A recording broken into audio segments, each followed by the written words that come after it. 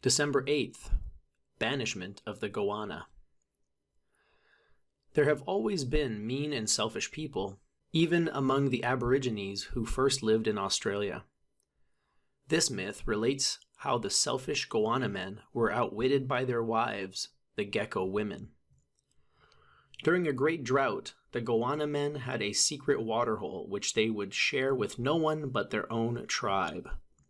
But their wives, seeing so many others, young and old, dying of thirst, determined to find the waterhole in order that everyone could share it.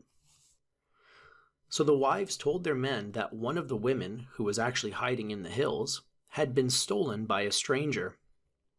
The Goanna-men immediately suspected the men of the neighboring Emu tribe and set off to do battle with them. With their men out of the way, the women began their search. They were aided in this by a magical stick given to one of them the previous night by her dead grandmother, for the dead sometimes help living relatives who are in serious trouble. When they found the spring that fed the waterhole, the women drove the stick deep into the opening in the hillside.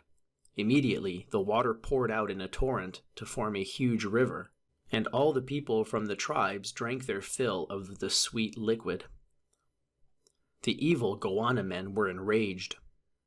They had lost not only their secret waterhole, but their power to hurt others. The Gecko-women climbed to the top of a large gum tree where, to escape their husband's wrath, they changed themselves into little gecko lizards that live under the bark of trees today. For their sins, the spirits banished the men from the area, destined to live forever as goannas in the great red sandhills and the dry open plains. This story was told to Aboriginal children to teach them that water belongs to everybody, and that those who disobey this law must be punished. Yes, my friends, here we are again with another cautionary tale, another myth that warns us against being selfish, self-centered assholes. This time it's even more explicit than in the previous reading that we did 2 days ago about the capture of the first fire and the magic man Gouda, who had a piece of lightning that he refused to share with the others. Today on December 8th, we're reading about the Goanna-men who had access to a secret watering hole, and during a great drought they refused to let anyone else drink from this watering hole.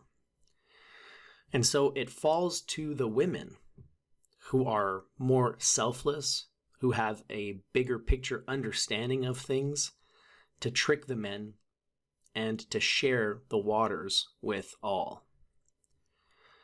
Once again, you have this element of trying to explain the origins of certain creatures like geckos and goannas. And so the women of this tribe, when they were trying to flee their wrathful husbands, they climbed into trees and they became geckos. And for the men, because they were selfish and evil, the spirits punished them by banishing them into the great red sandhills and dry open plains to live as goannas. As per usual, the attempt to explain the origin, the mechanism of certain creatures and phenomena is secondary to the moral of the story, in my personal opinion. They're woven together, but what people from our era really stand to benefit from is the wisdom, the insight, and the morality that is embedded in the story.